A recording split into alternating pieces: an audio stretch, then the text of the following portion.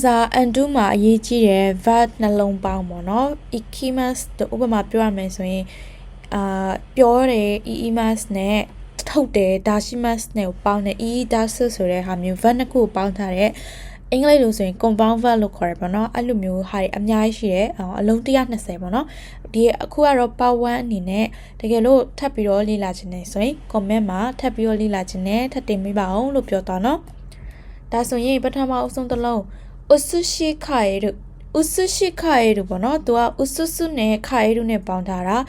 နှစ်ခုစလုံးကကြတော့ပြောင်းတယ်ဆိုတဲ့ဟာမျိုးပေါ့နော်ပြောင်းတယ်လဲလဲတယ်ဆိုတဲ့ဟာမျိုးနှစ်ခုပေါင်းလိုက်တယ်ဆိုရင်ပြောင်းထည့်တယ်ဖြစ်သွားတယ်ပေါ့နော်ဥပမာဆိုဆိုအာတာရာရှိဘိုတိုရိုနီอุซุชิခါယေတေကူဒါဆိုင်ပေါ့နော်ဆိုရင်စော့တေကိုဘူးအစ်စ်ထဲကိုပြောင်းထည့်ပါဆိုပြီးတော့ပြောထားတာပေါ့နော်ဒါဆိုရင် usushi kairu ဆိုရင်တနေရာနေတနေရာကိုပြောင်းထည့်တာမျိုးမှာသုံးတယ်ပေါ့နော်ပြီးတော့နောက်တစ်လုံးကကြတော့ ate hamaru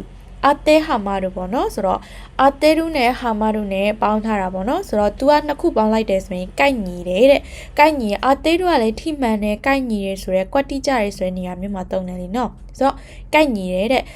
ဘယ်လိုနေရာမျိုးမှာတုံးလဲဆိုတော့ ikano jokan ni ate hamaru hito boshu shite imasu တဲ့အောက်ပါအချက်လက်တွေနဲ့ကိုက်ညီတဲ့သူကို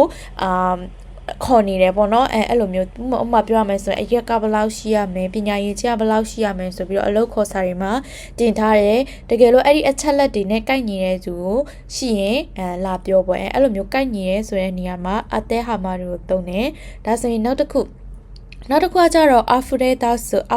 နဲ့ das နဲ့ပေါင်းထားပါတော့ afure ကငကိုတည်းကရှန်ကြတာဆိုတာသိပြီးသားပေါ့နော်ဆိုတော့ das နဲ့ပေါင်းလိုက်ဆိုရင်ရှန်ကြတယ် yorokobino amari namida က afure das အရန်ပျော်လို့ပေါ့နော်ပျော်လွန်အားကြီးလို့မျက်ရည်တောင်မှရှန်ကြသွားတယ်ထွက်သွားတယ်ဆိုတာဟာမျိုးမှာသုံးထားတယ်ပေါ့နော်နောက်တစ်လုံးကကြတော့ usushi komu တဲ့ ususu နဲ့ komu နဲ့ပေါင်းထားပါတော့သူကလည်းဒီဟာကြတော့ဒီအဲ့လိုဓာတ်ပုံတွေပါရိုက်တဲ့အခါမှာရောင်ပြန်ဟတ်တယ်လို့သုံးနေဆိုတော့အတွက်ကြောင့်နှစ်ခုပေါင်းလိုက်တော့အရေးထင်တယ်ရောင်ပြန်ဟတ်တယ်ဓာတ်ပုံရိုက်လို့ရိုက်မိတယ်ပေါ့နော်ဓာတ်ပုံထဲမှာပါဝင်နေဆိုတဲ့နေရာမျိုးမှာလည်းသုံးတယ်ပေါ့နော်ဒီ rebel မှာကျတော့sweet man နေတဲ့အောက်ဆိုရကခိရိနိอุซุชิคอมมาเรเตอีรูပေါ့နော်ဆိုတော့ဒီမှာ okay မိခင်နဲ့ရေးထားတယ်ဘာလို့လဲဆိုတော့ကောင်းကင်ပြာကြီးကသူကကောင်းကင်ပြာကြီးကရိုက်တာမဟုတ်လေနော်ကောင်းကင်ပြာကြီးကရိုက်ခံရတာဖြစ်တဲ့အတွက်ကြောင့်ဥမာဒီမှာဆိုရင်ဘာသာပြန်မယ်ဆိုရင်ရေမျက်နှာပြင်ပေါ်မှာကောင်းကင်အပြာရောင်ကြီးကလှပပအရန်လှတယ်ပေါ့နော်အရန်လှပစွာနဲ့ကောင်းကင်ပြာရောင်ကြီးကရေမျက်နှာပြင်ပေါ်မှာရောင်ပြန်ဟပ်နေတဲ့အရေးထင်နေတယ်ဆိုပြီးတော့ပြောထားတာပေါ့နော်อุซุชิโคมาเรเตอีတို့ဒါဆိုရင်နောက်တစ်လုံးကကြတော့အာယူမီယောတို့အာယူမီယောတို့ဆိုတာအာယူမီဆိုတာလမ်းလျှောက်တာယောတို့ပေါ့နော်ယောတို့နဲ့ပေါင်းထားပါနော်ဆိုတော့နှစ်ခုပေါင်းလိုက်ရင်လမ်းလျှောက်တာတော့မဟုတ်ဘူးယောတို့ဆိုတာနဲ့ချိကက်လာတယ်ဆိုတဲ့ဟာမျိုးမှာတုံးတယ်ပေါ့နော်ဆိုတော့ချိကလာရတော့မဟုတ်ဘူးသူတို့ကကြတော့ညှိနှိုင်းတယ်ပြေလည်အောင်လုပ်တယ်အလျှော့ပေးတယ်ဆိုတဲ့ဟာမျိုးမှာတုံးတယ်ပေါ့နော်ဒီမှာ red ဘုံမှာဆိုရင် futari wa skoshi suso ayumi yotte mondai wo kaiketsu shita နှစ်ယောက်သားကနည်းစီညှိနှိုင်းပြီးတော့အလျှော့ပေးပြီးတော့ပြေလည်အောင်လုပ်ပြီးတော့ပြဿနာကိုဖြေရှင်းကြတယ်ဆိုတဲ့ဟာမျိုးတုံးတယ်ပေါ့နော်ဆိုတော့ ayumi yoru တွေးလိုက်တယ်ဆိုရင်လမ်းလျှောက်တာမဟုတ်ဘူးချိကလာလည်းမဟုတ်ဘူးညှိနှိုင်းတယ်ပေါ့နော်နှစ်ဦးနှစ်ဖက်ပြဿနာကိုပြေလည်အောင်လုပ်ညှိနှိုင်းတာတို့အလျှော့ပေးတယ်ဆိုတဲ့ဟာမျိုးမှာတုံးတယ်ပေါ့နော်နောက်တစ်ခုumiဆိုတာကဒါထုတ်လုပ်တာလေးဟုတ်တယ်နော်အတစ်လုပ်တာထုတ်လုပ်တာဒါစနဲ့ပေါင်းတာဆိုတော့umi dasuဆိုတော့ဖန်တီးတာတဲ့ဘယ်လိုနေရာမျိုးမှာဖန်တီးတာလဲခါနိုကျော်ဝါအစ်စမောအာတာရရှိ idea ကိုumi dasu တဲ့ဤတို့သူကအမြဲတမ်း idea အတစ်တွေကိုဖန်တီးနေတယ်ထုတ်လုပ်နေတယ်ဆိုတဲ့ဟာမျိုးပေါ့နော်ဆိုတော့umi dasu တွေ့လိုက်တာနဲ့အတစ်တစ်ခုကိုဖန်တီးတာထုတ်လုပ်တာဆိုတဲ့ဟာကိုသိရင်အဆင်ပြေရပါတော့နောက်တစ်ခုကကြတော့ arai dasu တဲ့ arai dasu ဆိုတာကarai ဆိုတာ short ဖို့တာစစ်ကြောတာပေါ့နော်ဒါပေမဲ့ဒီနေရာမှာဒါစနဲ့ပါလိုက်တယ်ဆိုရင်တခုခုကိုဖော်ထုတ်တယ်ဆိုတဲ့ဟာမျိုးမှာသုံးတယ်ဘယ်လိုနေရာမျိုးမလဲသုံးလဲဆိုတော့ခိုက်ခိတဲ့မွန်တိုင်းတန်ကိုစပယ်တဲ့ arai dashta ခိုက်ခိတဲ့ဆိုအစည်းအဝေးမှာတဲ့ဖြစ်ပြနေတဲ့ပြဿနာတွေပေါ့နော်ပြောမယ်ဆိုရင်ပြဿနာအချက်အလက်တွေကိုအကုန်လုံးကိုဖော်ထုတ်လိုက်တယ်ဘာတွေကပြဿနာတက်နေရလဲပြဿနာတက်စေတဲ့အချက်လက်ကဘာလဲဆိုတာကိုဖော်ထုတ်တယ်တဲ့အဲ့လိုမျိုးပေါ့နော်နောက်တစ်လုံးကကြတော့ume komu လို့ဆိုတော့ကိုတွေကမြုပ်နှံတာဆိုတဲ့ဟာမျိုးမှာတုံးတယ်လीနော်ခုံမှုဆိုတာလည်းအဲ့လိုပဲမြုပ်နှံတဲ့ထဲမှာဆိုတဲ့ဟာမျိုးတုံးတယ်လीနော်ဆိုတော့ ume komu နှစ်ခုပေါင်းလိုက်တယ်ဆိုရင်မြုပ်နှံထားတယ်တဲ့ inuno karada ni microchip ကို umekonda เนาะခွေးရဲ့ခန္ဓာကိုယ်ထဲမှာ microchip လေးကိုမြုပ်နှံထားတယ်ထည့်ထားတယ်ထည့်သွင်းထားတယ်ဆိုတဲ့ဟာမျိုးပေါ့နော်ဆိုတော့ microchip ဆိုတော့ခွေးတွေထားပါတော့ခွေးပြောက်သွားတယ်ဆိုရင် location တွေပါသိရအောင်လို့ဒီထည့်ထားတဲ့ microchip တွေကိုပြောရပါတော့အဲ့လိုဖြစ်မှာပေါ့နော်ဆိုတော့မြုပ်နှံထားတယ်ထည့်ထားတယ်ခွေးရဲ့ခန္ဓာကိုယ်ထဲမှာပေါ့နော်နောက်တစ်ခုကကျတော့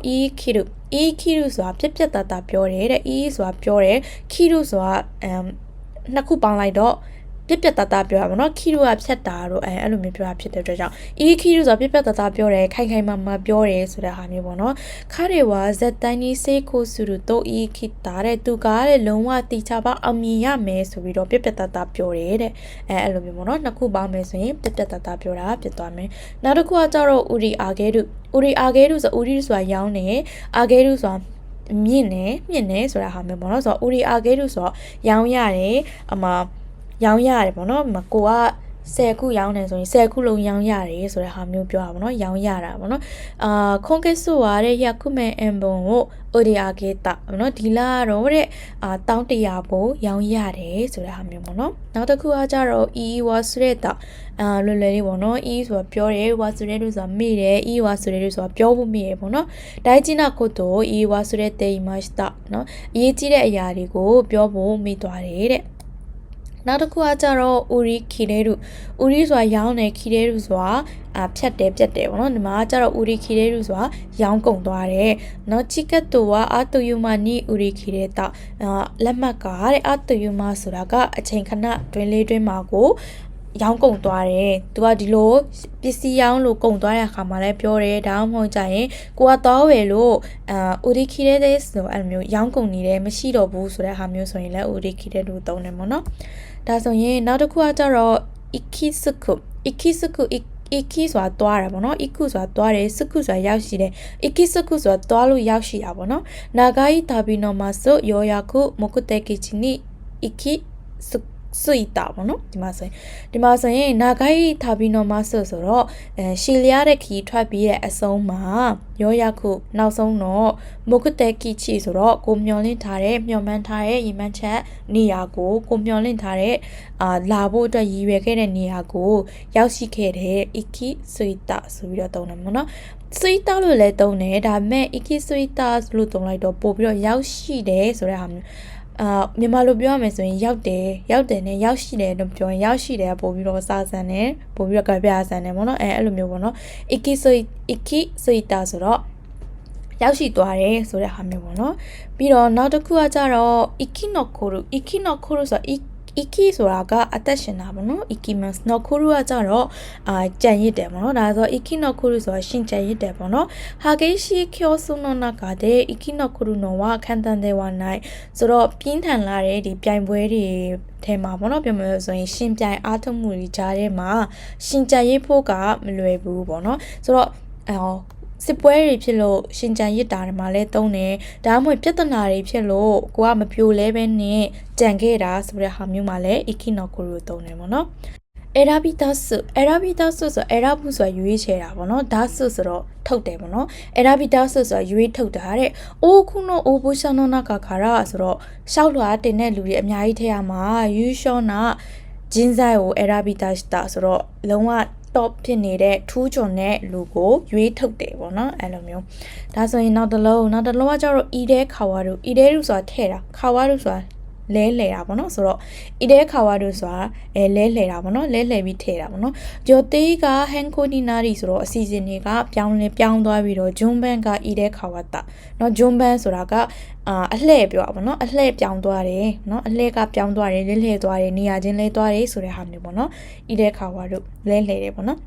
အိုကြီးခါရဲစုတဲ့အိုကြီးဆိုတာလိုက်တာပေါ့နော်ခါရဲစုဆိုတာခါရဲရှိမှဆိုပြန်ပေးတာတို့အဲ့လိုမျိုးပေါ့နော်ဒါပေမဲ့အိုကြီးခါရဲစုဆိုတာကမောင်းထုတ်တာဖြစ်သွားတယ်ပေါ့နော်အီယနီခိတာတဲ့ဖူရှင်နာဟီတိုတဲ့အိုကြီးခါရဲစတာတဲ့ဆိုတော့အိမ်ကိုရောက်လာတဲ့ဖူရှင်နာဟီတိုဆိုတော့ဒီတန်တရားရှိတဲ့လူပေါ့နော်တန်တရားရှိတဲ့လူမတင်ကားစရာကောင်းတဲ့လူကိုမောင်းထုတ်ခဲ့တယ်ပေါ့နော်အိုကြီးခါရဲစတာမောင်းထုတ်ခဲ့တယ်တဲ့နောက်တစ်ခုဥခဲဣတယ်တို့ဥခဲရုဆိုတာလက်ခံတာဣတယ်တို့ဆိုတာထဲ့တာဆိုဥခဲဣတယ်ဆိုတာလက်ခံတာပေါ့နော်မခါရဝဝတာရှင်နောအန် တေးအန်ကိုရိုရိုခွန်နေဥခိရတဲ့ကရတာသူကငါရဲ့အကြံပေါ့နော်အကြံကိုဝမ်းမြောက်ဝမ်းသာစွာနဲ့လက်ခံပေးခဲ့တယ်ပေါ့နော်ခရတာဆိုပြီးရဆိုလက်ခံပေးခဲ့တယ်ဆိုတဲ့ဟာမျိုးပေါ့နော်နောက်တစ်ခုကကျတော့အိုယီနုခုဆိုတာကကြော်တတ်တာတဲ့နော်အိုယီနဲ့နုခုနဲ့ပေါင်းထားပါနော်အိုယီနုခုဆိုတော့ကြော်တတ်တာတဲ့မယနော်ခရမကိုအန်ဆန်နီအိုယီနူီတာပေါ့နော်တော့အရှိရကားကိုအန်ရကိန်းကင်းနဲ့ကြော်တက်ခဲ့တယ်ဆိုတဲ့ဟာကားတွေကြော်တက်တာလူတစ်ယောက်နဲ့တစ်ယောက်ကြော်တက်တာအဲ့လိုမျိုးတွေမှာသုံးတယ်ပေါ့နော်ကြော်တက်တယ်ဆိုရင်အိုယီနုခုနဲ့သုံးတယ်ပေါ့နော်